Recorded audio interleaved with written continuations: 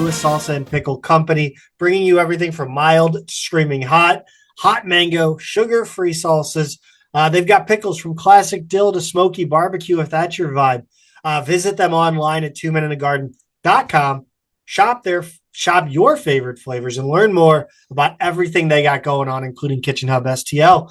Follow them on social media as well at 2mensalsa on Instagram and Twitter. Pete, let's get started. Let's tease the folks at home. Our loyal listeners, we are going to this sounds like a bad marketing strategy. Like just teasing. Just tease them. Yeah. Yeah, okay. We're actually just not going to talk about any of this stuff later. We're going to set it up and ignore the punchline. I was a SLU marketing major, Zach, and I would advise against that, but we'll go ahead. I know with how good the copy is for this episode, like I can see where that education came in. Exactly. Fall sports are officially underway, and that is good news. The Billiken women, the basketball team, is on the board with a pair of commitments from the class of 2027. And Pete, I'm going to go out on a limb and say these players are pretty identical. They really are, Zach, and we'll get into how and why and what that means soon. I'm really excited about those commitments and to talk about them. But little bad this week, Zach. Not much, but women's soccer started the season, unfortunately, with a late loss at home. Not all negatives from that one, but a little bit of a heartbreaker. Yeah, and what are we doing here, Pete? I'm going to let you take this one. I'm going to let you kick us off because it's not. I'm not as high. It doesn't bother me as much, but it does. It's stupid. Maybe it's because I'm an out of towner, Zach. But what bothers me is we have these exhibition games, home or away, and they're just a black hole of information. Like they put them on the schedule. They tell you when and where they are. They want you to come out and buy tickets and bring a friend and enjoy it. And then the game happens and it's like it never did. Unless you knew someone there or there's somebody posting online about it and you happen to find them, they're a black hole. Yeah. And to be fair, this is not like, this is fairly standard in the industry. It is. This is not SLU specific. Silly. I'm not criticizing the athletic department here. I'm just saying in general, because like for example, field hockey plays an exhibition at Iowa, right? So it would be on Iowa's athletic department to share anything about it. And of course they don't. Nobody does. Home or away. I just don't get it. I understand that you're not playing your starters the whole time. You're experimenting a little bit, but it's like, just give us a score and a quick recap or, a basic box score or something. I don't think that's giving away too many inside secrets from whatever you're trying to do this season. No, I agree. And I think it's just silly that there's no, like the men's soccer game last night. I knew there was a goal because they posted on social media, but I mean, it just doesn't make sense. Yeah. Anyway. I'm surprised we even got a clip of the goal. I mean, it was great to have that. I am too. It was great to have that, but literally nothing else. I do want to add a little something to the good, and that's there's been some developments at Robert R. Hermann Stadium this season. 2 specifically. Yeah. So one I've been asking for and begging for and pleading. And the other one I didn't even know I wanted. Ooh, okay. So I got to give major props to whoever put this together, whoever made this happen. Yeah. Obviously, you got to give credit to Chris May, Kevin Kalish, because the concession situation at Robert R. Hermann has vastly improved this season. Yeah, and explain this, Zach, because you sent a little clip, and this reminded me. Should we just pull it up? Yeah, let's do it. So Pete, what Billiken Athletics and SLU Soccer essentially did was cut out basically. I don't even know how to. It's weird because as you walk behind the stands, the area where that concession stand originally was right there that kind of went underneath the bleachers is gone. And this is on the press box side. It's been bricked over. And by the way, the brick looks great too. Like it matches completely. Like you can't even tell that anything else was there. But anyway, so you have to go down a little bit further, or like it's a little bit shifted to the West Pines, the West Pine end. Okay. So, but it's a walkthrough and self-service concession stand. So they really just have a person kind of paying attention to what's going on, and that's about it. So I've got it pulled up here on Instagram, and I'm gonna show the video. I'll let you describe to our audio only listeners what we're seeing here. Yeah, so as you said, walkthrough, right? Walkthrough format. So you kind of queue in here, and the whole thing is like a U shape. You go in, there's coolers, drink coolers, snack counters. There's some like kind of prepared, like wrapped up hot dogs and stuff like that, some candy and other snacks, chips, right? As you make your way around, and then napkins, whatever else you need on the way out. And then there's not really a cashier, Zach, but I'm wondering how does the payment process work? How do they make sure you literally just don't grab and go, but you're actually checking out here? I think the workers are there to make sure you're not just walking out with stuff. But again, you've got she's on her phone, but I don't want to call anybody out. I would do the same thing. I'm on my phone all the time at work. Sorry. And you were literally on your phone here as you're walking. Yes, correct. So like, I'm working out here too. That's right.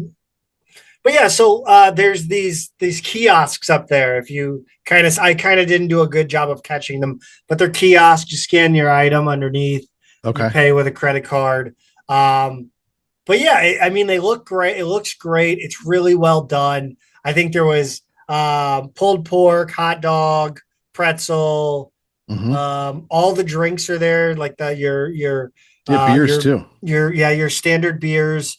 It had your cut water, like your cocktails in a can, if you're into that sort of thing. I still think the worst thing that COVID ever did was eliminate the popcorn buckets at arenas. Yeah. That still hurts me to this day. But again, like this is something like it never occurred to me that that we needed this. That's what I think is impressive about this is like I've always said that like the concession stand was a problem, but it was never anything that really needed to be done, I thought. But I totally dig what they did here, and I think it's a low cost, high impact development. It's cool. We have these at TQL Stadium here in Cincinnati, the MLS stadium. And they seem to work pretty well. They're never too trafficy. I guess they're doing these in Chaffetz as well now. Okay. They had similar grab and go, but they weren't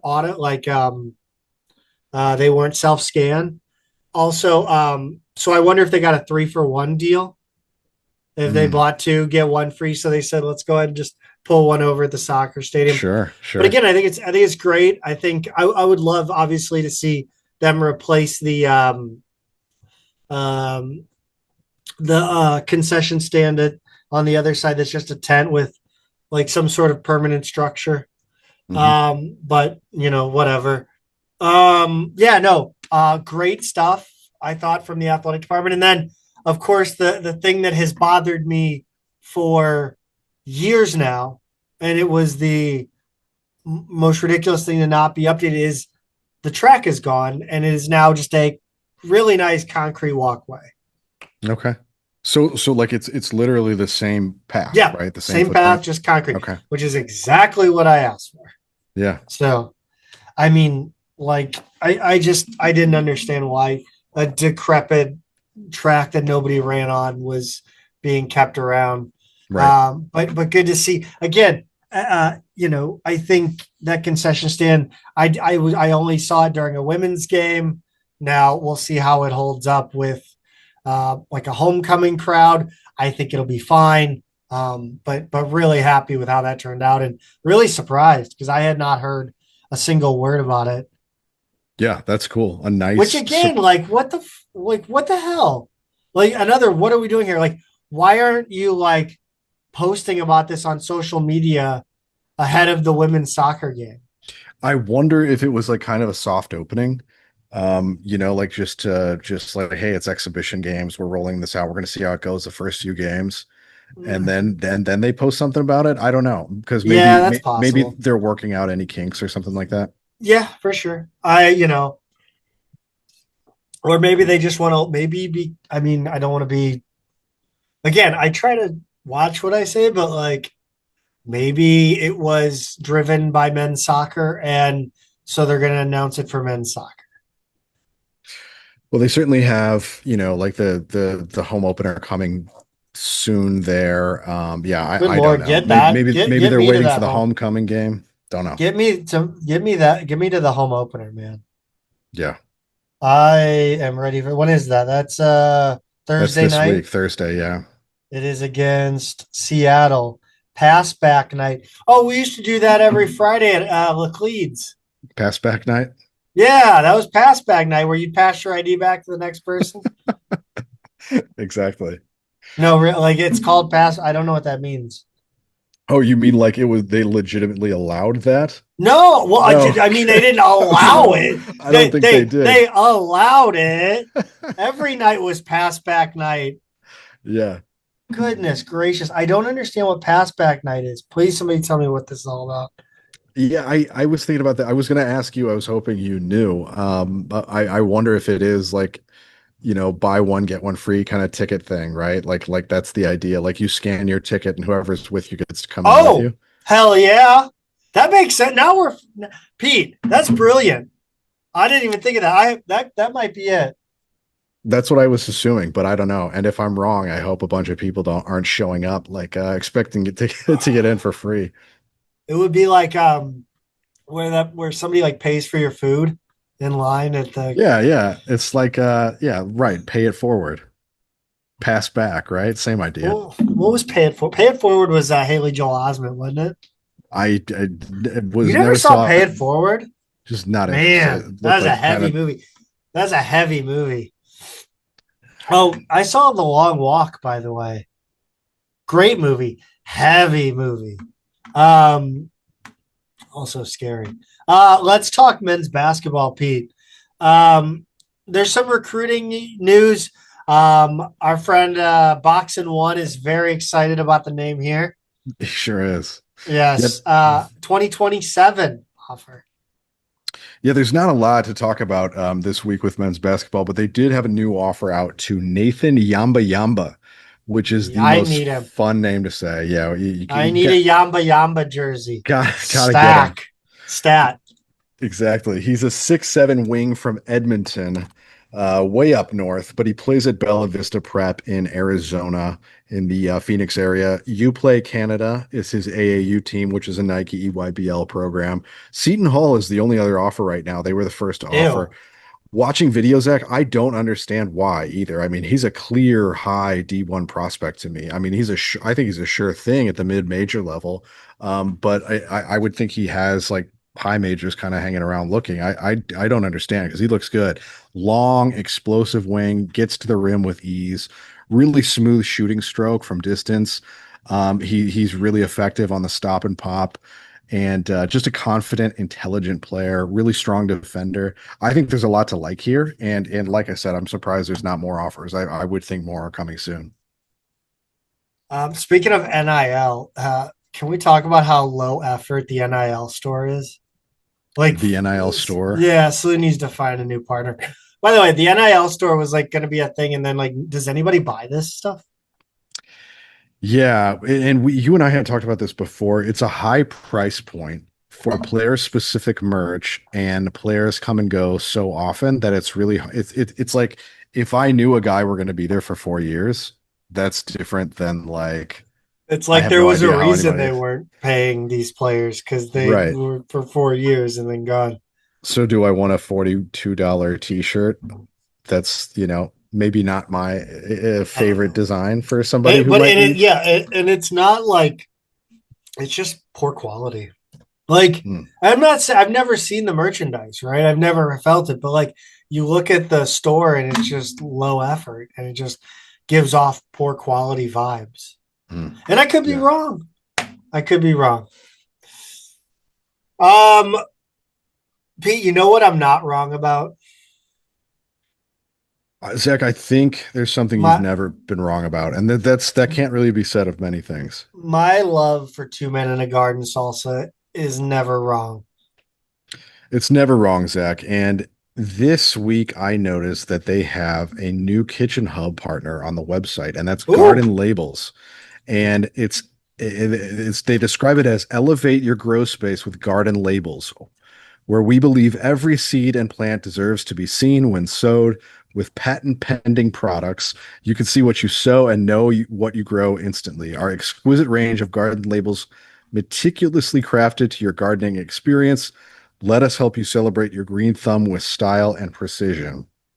And if you go to the Kitchen Hub products section, they have a 4-pack, a starter pack for that's currently $15, knocked down from $20 currently on the website. So if you've got a green thumb, Zach, if you've got a garden, I think maybe this is kind of an exciting little thing to experiment with.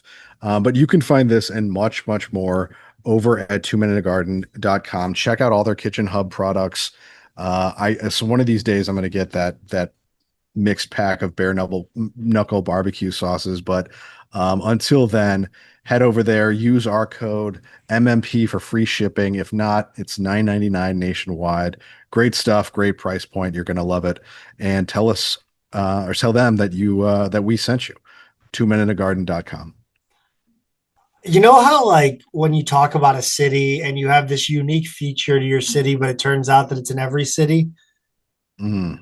Like the same thing is in every city, like, Yeah, you like what's an know, example? like the Missouri rolling stop. It probably happens Oh, everywhere. Like it's I stupid. Like the that was funny, density but like, yeah. the density of stop signs in South St. Louis City is something that I'm a perpetual stop sign roller because they're every 50 yards where I grew you up. you you ride you drive your car like people ride road bikes. Exactly. Stop signs are optional. Just look both ways on the way. Very much. Um, Yeah. Oh yeah. I'm not rolling through blindly, but no, man, I do no. not like to stop. I are there is a kitchen hub like they offer, like is that common? Not that I know of. I don't I know. mean, I mean, I guess we've talked about ghost kitchens before. it is And I kind of a guess ghost kitchen it's concept. technically a ghost kitchen, I guess. Yeah. It's kind of I like was that. just reading it on their website while you were doing your fantastic ad read. So I thought, and that was like the earliest second ad read in podcast history. Yeah. Like I said, Um, not much men's basketball at this least week. comparatively to like what we have on the back end. Right. Um, which we're gonna kick off right now. With women's basketball, I probably left so many loose ends in that whole spiel. Women's basketball has 2027 commitments, 2 commitments, and these players, I mean, their game and just the way they carry themselves and the way they walk and talk, like it could not be more identical. It's crazy. That's right, Zach. They are identical twins, Samantha and Summer Brinkman from Nashville Community High School in Illinois. About an hour east, a little bit before you get to Mount Vernon, between Oakville and Mount Wait, Vernon. hold on. Mount Vernon, home of the last twins to play for the Billikens. Hmm. Not necessarily in any sport. Oh God. Yeah, you're gonna And granted, there may be some twins from the tennis team that I'm forgetting about. I think that there's either brothers or twins from the tennis team. So I may be wrong on this, but tennis doesn't exist anymore at SLU. so I'm gonna recognize their names as soon as I hear them, but I can't place them, Zach. Mount Vernon, Um, Illinois, huh? Kayla and Jessica Comita. No? You got me. God damn it. What Okay. sport? Volleyball. What year? Ish. What Uh, years, roughly? What Bud range? was still alive. I like that I'm just talking about this like we're on the phone. My uncle was still alive. Jesus, Miller. I Um, two. They signed 26 years ago. Wait, what year? Yeah, 26 years ago, November 28th, 2000. Wow. Okay. So, oh, they were there when I was there then. Yeah. So I'm sure if I saw them, I would recognize them immediately. Yes. What was that? 2000. I'm gonna pause this right now. So, Pete, you are now familiar with the last set of twins to play on a Billiken team sport.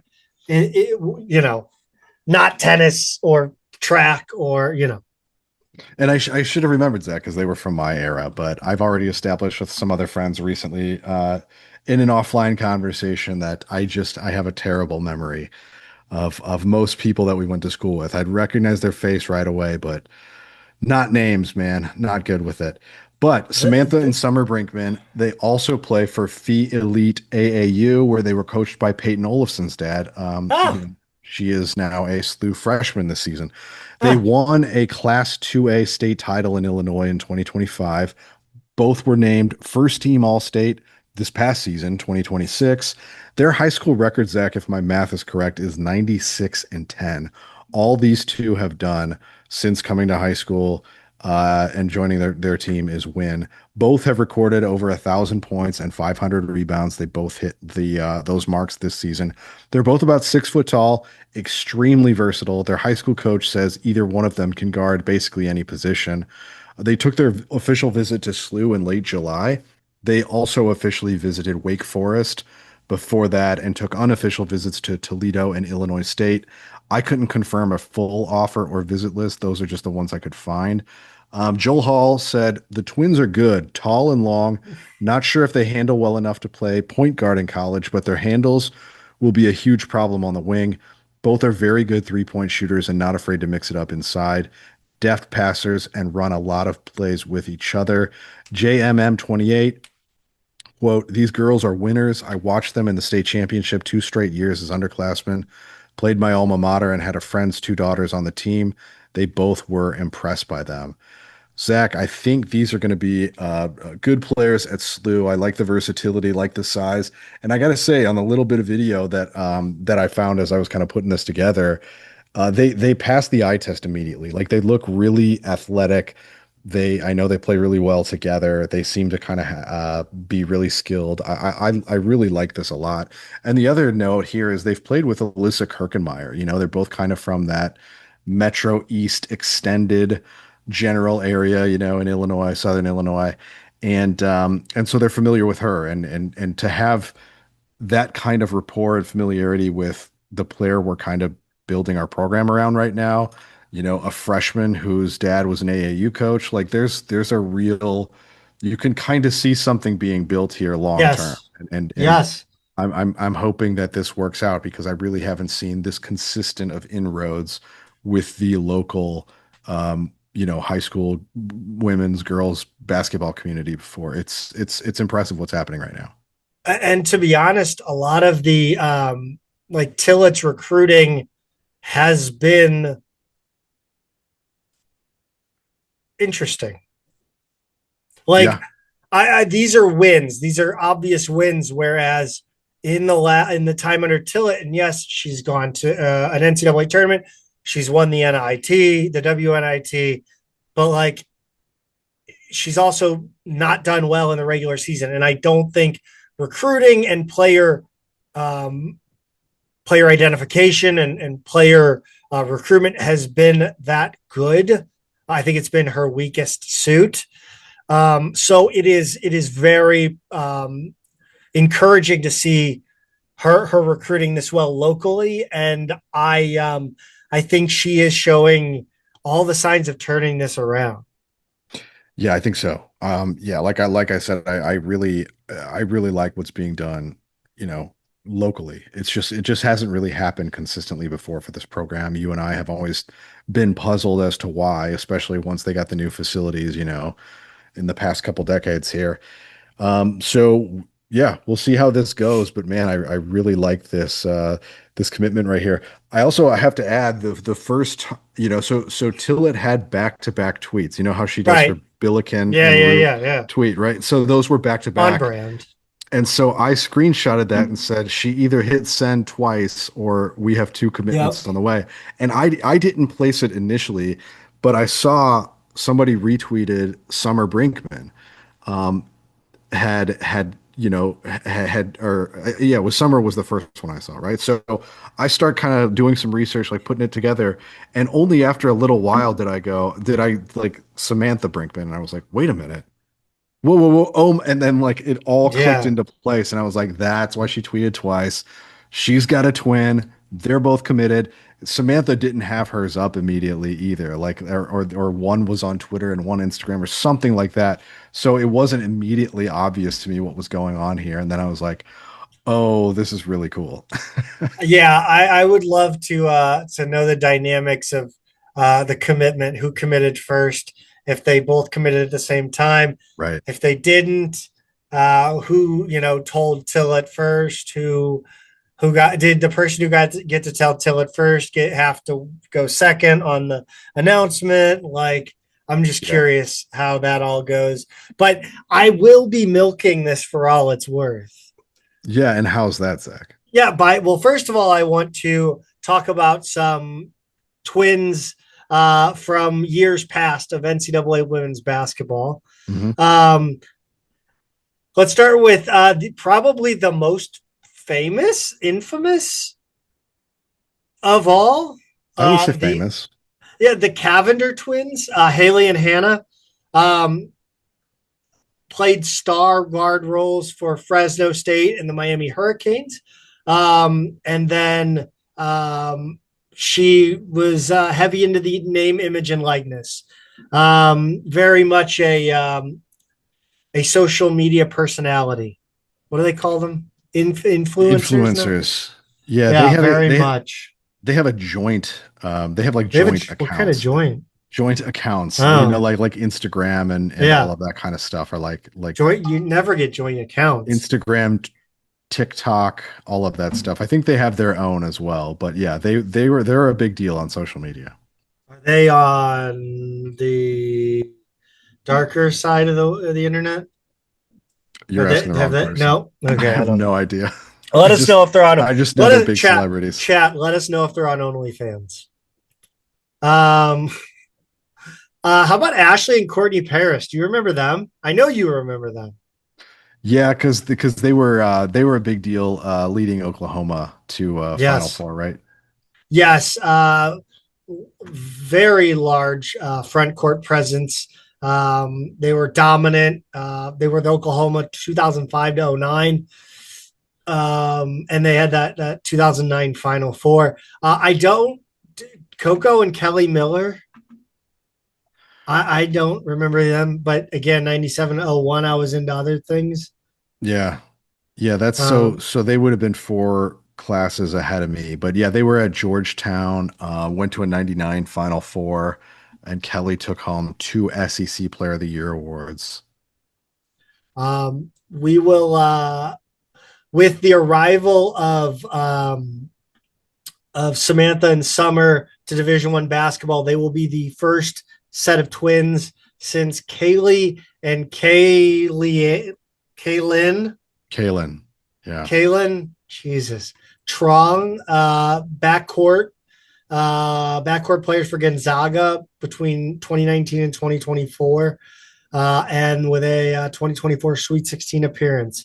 Of course, though, this whole self-indulgent exercise it wasn't about the Cavender twins. No.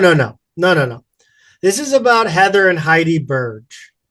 They led the Virginia Cavaliers from 89 to 93. They had 3 straight Final Four appearances and ACC Player of the Year honors for Heather. They led Palos Verde High School after switching from volleyball to basketball. And they, of course, were the featured set of twins in the movie, the Disney Channel original movie, Double Teamed, in which the worst scene of basketball ever laid to film occurs. I have no recollection of this. You tweeted this out, and I was like, "What is this?" I thought it was like an Olsen Twins movie or something. No. This is the true story of Heather and Heidi Burge. I had to look them up. I had to look Los them up, Angeles Zach. Sparks, and hold on. Was it Which one? Seattle. Who the other one Uh, play for? the other one played for the Washington Mystics, maybe? Okay. No, that's Okay. this. So Heidi played for the Sparks and the Mystics. They are, by the way, before their pro career, they are impossible to tell apart. I mean, they are identical And alike. then Disney Channel gets two non-related actresses to play them in the movie. Amazing. Yeah, Yeah, I don't know if the other one played in the WNBA. according to the movie Double Team, they both played. This They is both did. bullshit. Oh, okay. Yeah, so sorry. Yeah, she played for the Sacramento Monarchs for one season, Ah, I but knew it was West Coast. the other one played longer. Heidi had the more successful career, and then she cut her hair shorter, so making them easier to tell apart. Yeah. Anyway, that was my self-indulgent segment of the show. Very much so. But I will be there will be many usages of twin gifts this season. So I'm excited about that. Pete, let's head on over to the soccer field and talk about the Billiken men. First of all, let's talk about a an alumni, Simon Betcher, our guy Simon. I'm comfortable after this game. Like I think he's arrived. I think Simon Betcher is finally in a role and he is going to thrive. I'm ready. I'm ready for the Simon Renaissance. The Yeah, Simon Renaissance. I am too, Zach, and St. Louis City is trending the right direction. They're up to fifth in the West. They were, low bottom half for a while this season, then mid-table, and now they're up to fifth place. They're definitely going the right direction. And Betcher had 2 goals in a 3-1 win at San Jose this weekend. Um, Zach, outstanding performance all around by our guy Simon, right? What a goal. That second goal was insane. Like, I Yeah. don't think, I think the announcer undersold it. Yeah, I think so too. And on replay, like especially when they slowed it down a little bit, it was like, oh my God, that was really it was He really went impressive. horizontal He did. to score the goal. He had a wonderful game, absolute workhorse. Um, Admittedly, one of the weaker points of my soccer ball knowing is that I'm not very learned when it comes to how different types of players fit in differently in different roles and formations, a false sign, all that sort of stuff. I don't get it. But I do have to wonder a kind of crazy move like the Hartle situation, and Simon slots in and scores 2 goals.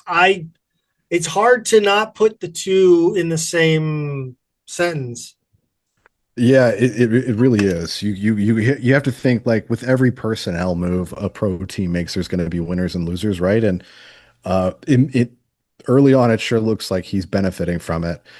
But one of the things people have been saying all season long, Zach, is that he's doing everything well, he just can't finish. And people have called it the yips, and they've called him all kinds of things.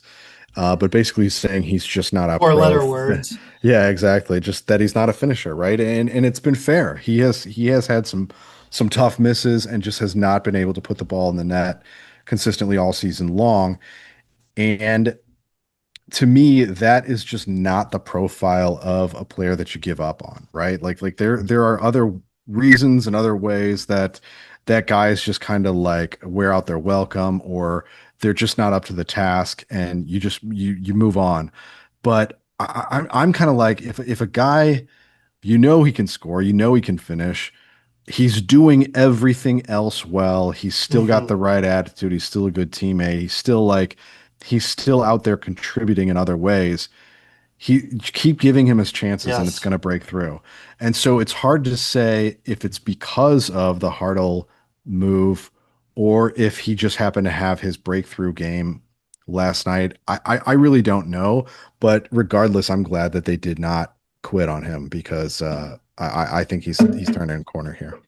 Yeah, I think, again, the two situations are not entirely similar, but you've seen that pay off, that sort of thing pay off for the Cardinals recently with Yeah. Jordan Walker. Yeah. So, I mean, look, like again, if he has shown you who he is, um, and he just can't finish for a while, like get him what he needs to finish.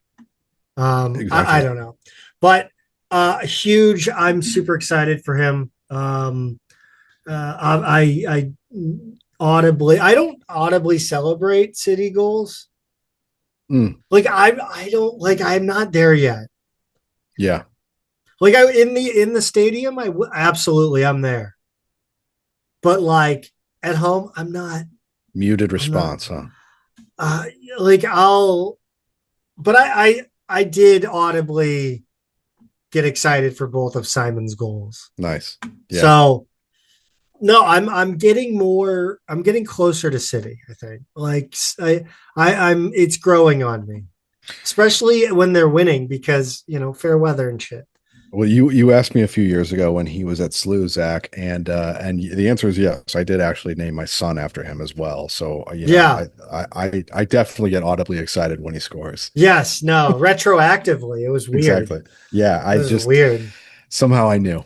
You named Simon Betcher after your kid. Yeah, that's exactly what I did. That's odd. Hmm. Anyway, this men's soccer team, though, the one currently at SLU, enters the season ranked in the top five. United Soccer Coaches Poll 4, Top Drawer Soccer 3. I mean, I don't know what to like. That's shocking to me. It caught me off guard too. I expected them to be ranked, like coming off a top four, final four, I should say, finish last year, a College Cup finish. Even if they didn't make it to the national final, um, you knew with a lot of guys coming back, a lot of core players coming back, that they were going to be ranked for sure. Yeah. I did not know it was going to be top five in both. That did catch me off guard as well, Zach. But the transfers they brought in are no joke. You know, Stu wrote about Luke Adams, who's going to anchor the central defense, and they've just got a lot of talent coming in. So I'm excited about this season, unquestionably. I just yeah, it caught me way off guard when to see that four next to their name initially. Um, I got to chat a little bit with Coach Kalish at the women's game. By the way, the men's soccer team was there and they did the Norway row, but The they rowing yelled thing, yeah. slew. It was pretty awesome. It took them way too long to get organized, though. I'm a little Yeah. concerned about the prospects for this season if that's how their organization is going on the field. But no, so I talked to Kalish and talked a little bit about that NCAA tournament game, and he kind of said like he talked to another coach, and the coach was just like, "Yeah, dude, you can't win your first time there. It's just not going to happen." Yeah. Like it's a whole other game. I mean, do you look at 10,000 NC State fans? Yeah. And Kalish said like I couldn't hear from me to my guy right over there. Crazy. Like That is an interesting facet, right? Because they're normally not used to play, like even when you have a full Hermann stadium, you can't replicate the noise of like mm, three times as many people, right? Like it's impossible in a hostile road crowd when the stakes are really high. So that's an underrated aspect of this, right? Is those players are normally, no matter where they are on the field, able to hear their coach. And so to go in an environment where you all of a sudden your communication has to be different. That's I don't know. That's an interesting comment. but yeah, it was I didn't, you know what, I didn't even get to see, I didn't know about the concession stand until after Kalish and I had parted ways. Yeah.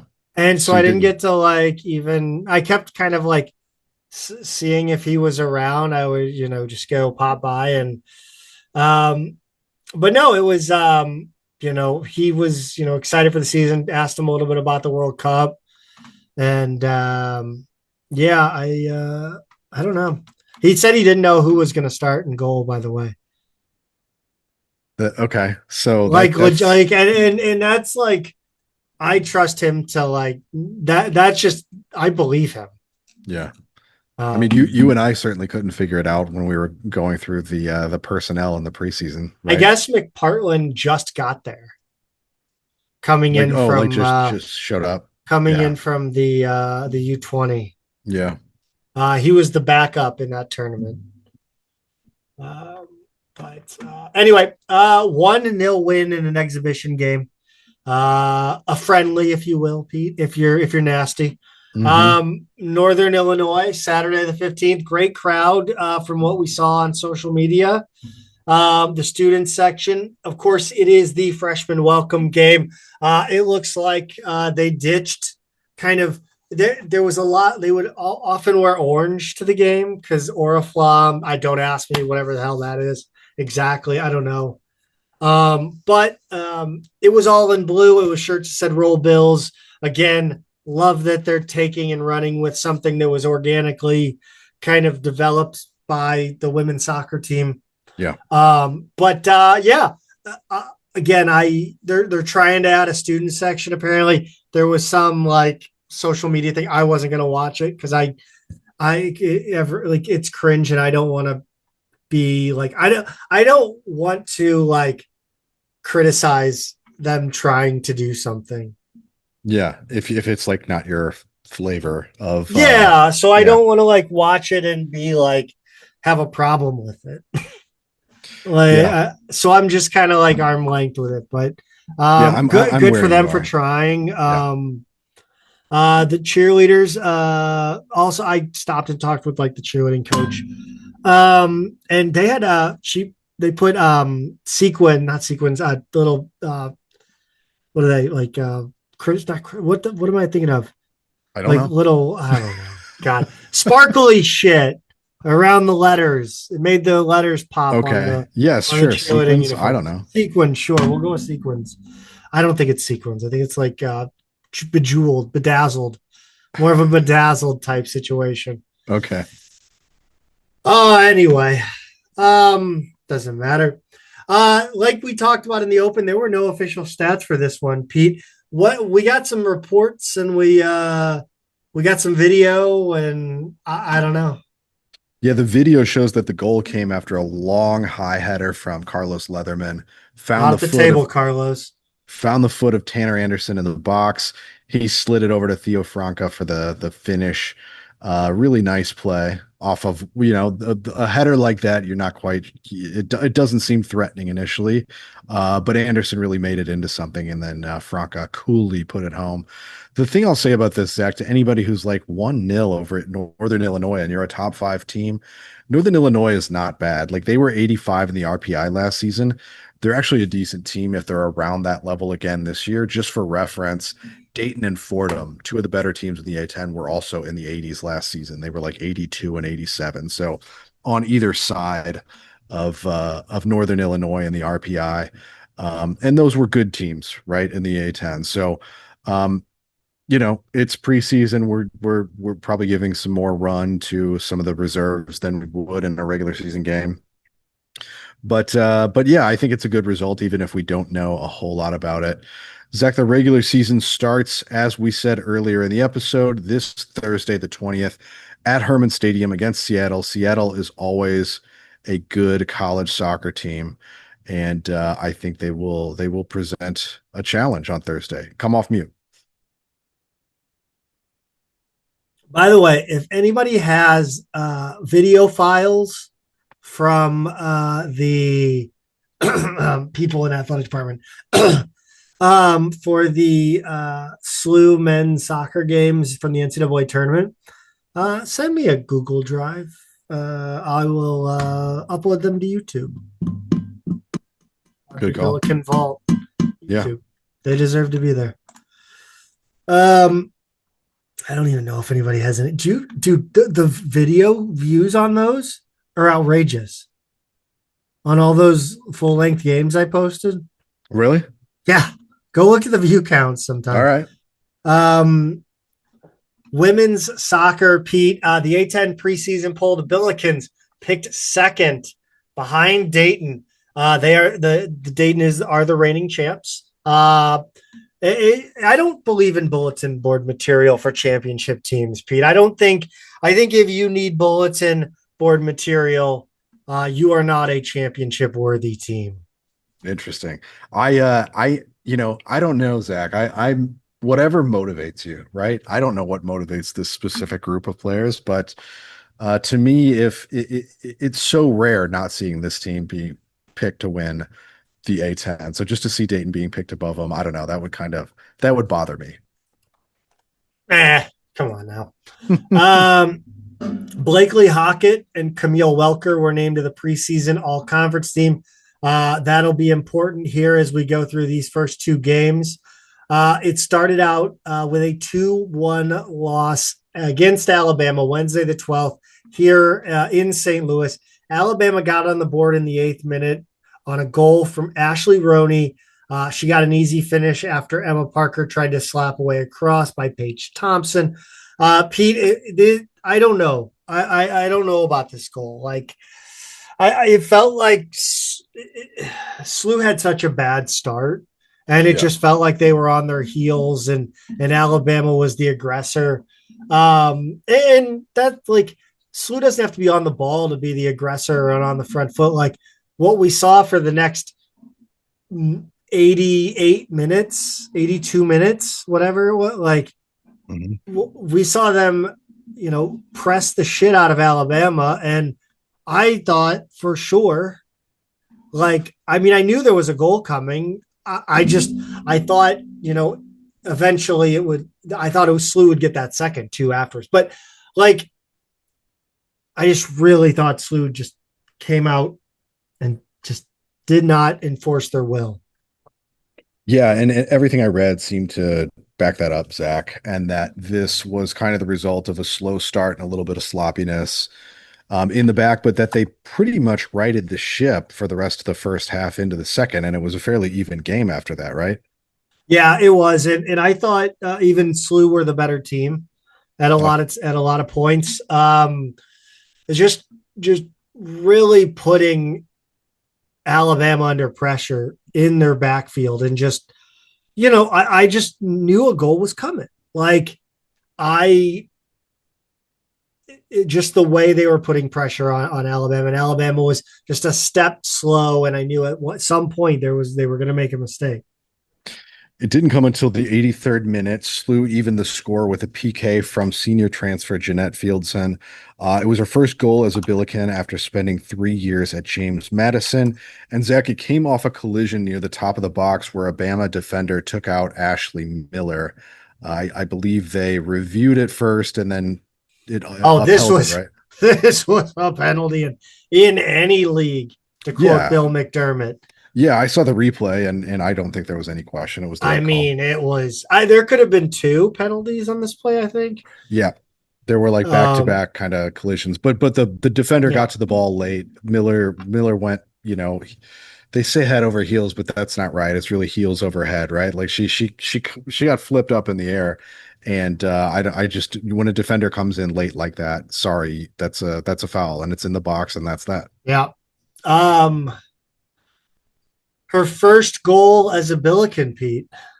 Yes, Zach. Her first, as I said, after I did not scroll. After spending 3 years at James Madison.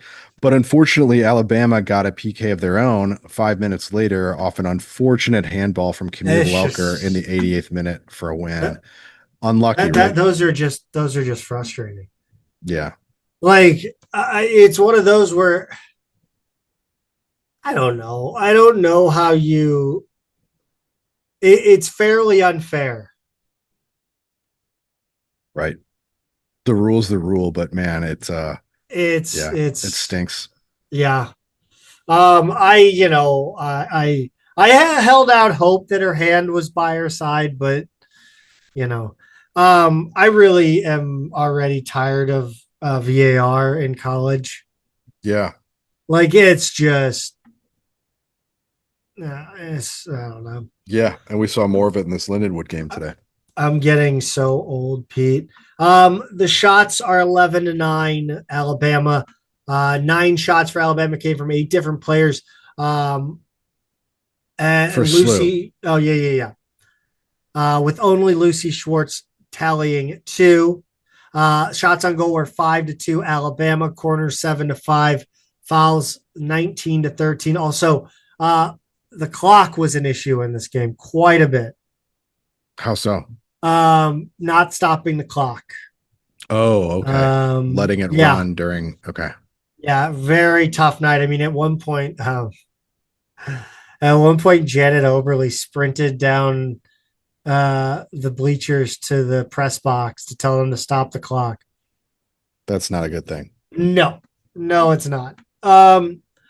Katie Shields had some comments, Pete. She said, quote, "We were shaky in the first 10 minutes." I agree. Yep. They earned 6 corner kicks in the first half and could not get anything out of that. It's frustrating. This has been a thing, set pieces, since Chris Allen left. Yeah, she was visibly frustrated on this point, Zach. She said set pieces have been a focal point in training and that they just haven't been good enough at them in practice. And she said so they weren't good enough in the game at them. Like this is just, you play how you practice. And unfortunately on set pieces, they haven't been there yet. So they left too much on the table. I just she said some grittiness, some toughness, bravery started to emerge, especially with some of our younger players. Some newcomers had a really good night. That's a game that we'll look back at and be disappointed in that the tie got away from us. Pete, each team had 1 yellow card. SLU's went to Emma Naftanel in the final minute. Emma Parker appears once again to be the top keeper. I thought she was okay in this one. Just, again, I think she did enough to get a tie. Unfortunately, the penalty. Yeah. Ashley Miller, Camille Welker, Lucy Marshall played 90 minutes. The crowd was over 1,100, including the men's soccer team, as we mentioned earlier. Yep. And then Alabama goes on to beat Memphis, number 21 in the nation this weekend. Hopefully this Alabama team is just that good, and this SLU team just is not along to where it can be and will be. Yeah. I mentioned in the open that Blakely Hockett was named the preseason all-conference team. She did not play in this one. She didn't, and it sounds like it was because of a suspension, if we're putting 2 and 2 together. Stu Durando reported, leading up to the game that one player had been suspended for the first game. And there were other players who did not appear, but they were either like the players who have kind of typically been reserves or who have been freshmen. So for your, preseason first team all conference defender not to be in the starting lineup and not show up in the game says to me that she was the one who was suspended. So we don't have any details beyond that, but it's certainly a game where it would have helped to have her, right? Yeah, for sure. And, I think it's worth noting that in Billiken women's soccer history, there's been at least one other time where a group of players were suspended for the first game. And that was because of drinking. I believe she runs she did at one point, a dry season. Which, I mean, I don't necessarily, it's not, for me, that's whatever. As long as your players are being responsible, I don't see a huge deal. But again, you drink and you could break an ankle or something. Yeah, and I mean, we don't know. I mean, that's what happened in the past. We don't know what this one is about, and I don't want to speculate on this specific one. Correct. Yeah, but certainly that has happened in the past, and Shields is not going to call anybody out for anything specific. She just kind of said, not upholding our team's standards or something like that. Amazing. Pete, 5-0 win against Lindenwood. This one was disrespectful. It was, Zach. Yeah, they got going early in this one, and I'm glad I had a chance to watch it. I didn't have a chance to watch the Alabama game, but seeing the first half of this was pretty delightful. Eighth minute, Jeanette Fieldson again lost her defender with a massive juke, but her shot went right at the keeper. Hope Kim got the rebound, hit the post, and then the second rebound went right to Audrey Smith, right on the doorstep with no one left to beat. 1-0, got it going early. 5 minutes later, Kim sent across a ball across the box. Maybe a pass, maybe a shot. I don't know. Lindenwood's keeper got two hands on it. Smith was there again for the rebound. And the first brace of her career, Zach. 2 goals. You weirdo. I had to say it. But just a minute later, Blakely Hockett, welcome back, calmly finished the Caroline folks in swinging corner. No idea how the Lindenwood defense left such a gap because her defender was on the wrong side of her and they didn't have anyone else in that general part of the net. 3-0. 16th minute, Ashley Miller's shot off a Hope Kim feed. Hope Kim, by the way, was everywhere in the first half. It looked like it was going to be the fourth goal, but the keeper made a nice save on this one, actually, only to have it go right at 2 charging Billikens at the far post, and Lucy Schwartz was the one who ultimately got the final touch to put it away. And then after a little bit of a lull, 43rd minute, right before halftime, Leah Simpson got her first career goal off a beautiful cross from Ava Scorfina. Simpson made a great run to get there, got right in front of the goalie, just had to kind of jump and get her left leg forward for the finish. Really heady play from a freshman. I like that one a lot. For the second half, Zach Pepper Escher came on to play and goal, and she and Emma Parker combined for the shutout because there wasn't much action in the second half. SLU was dangerous a few times, controlled possession. It was all the reserves, all the freshmen, and they were the better team, but just didn't put another one home. Shots were 21-5 in SLU's favor. Shots on goal 13-2. Corners were 5-1, and fouls a pretty clean game. Lindenwood 6, SLU 5. But Zach, one of the big advantages of this blowout was seeing the freshmen get a lot of run. And I don't know if you saw what I saw, but just my general observations here. Gianna Harris is really fast. Kira Bartholet, and that is how you say her name. I wasn't sure if it would be Bartolet or something. She's got great size. She's listed at 5'10" and looks even taller. She's tough. She's skilled. I liked her a lot. Emma Naftanel looked dangerous several times. Leah Simpson, like we said, first of the bunch to score. It would be nice to see her and Naftanel emerge as real scoring threats because that's something that this team lacked last season. Hannah Allen, I liked. She played some great long balls to set up the offense. And then I also like Hannah Allen because she makes me think of Chris Allen. Oh yeah, there you go. Yeah, Chris Allen fans we are. Yeah, but we're a big Chris Allen podcast. Yeah, and then Lucy Not that Marsh, Chris Allen. Not the other Chris Allen. Lucy Marsh and Lauren Zangara were solid in the back. I think Zangara, she's got good speed. Marsh actually led the team in minutes with 74, and she played the whole first game. So of the freshman defenders, it looks like she's probably going to be the one whose name gets called the most. But yeah, Zach, 21 Billikens played overall, all 7 freshmen. We got a really good look at the team in this game, even if there really wasn't much drama in it. And as you named so many players in that recap, there's one name that stuck out to me, and you even called it out.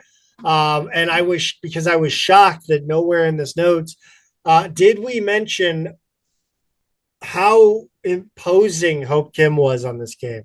She was really involved in every attack in that first half. A lot of it went through her down that right side, and again, really emerging as a force and a leader for this team. Is she a junior now? I believe so.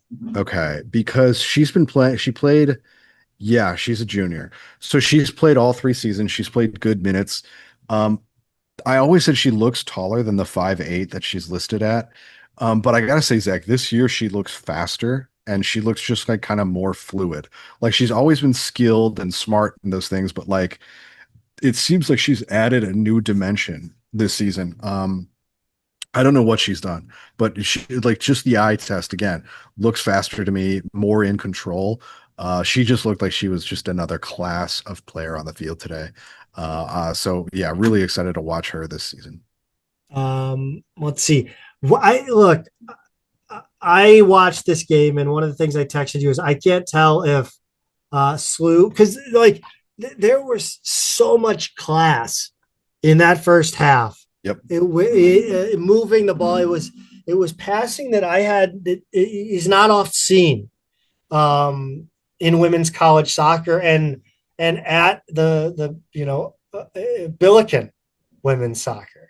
We, as good as we've been, there were some passes in there that were just outstanding.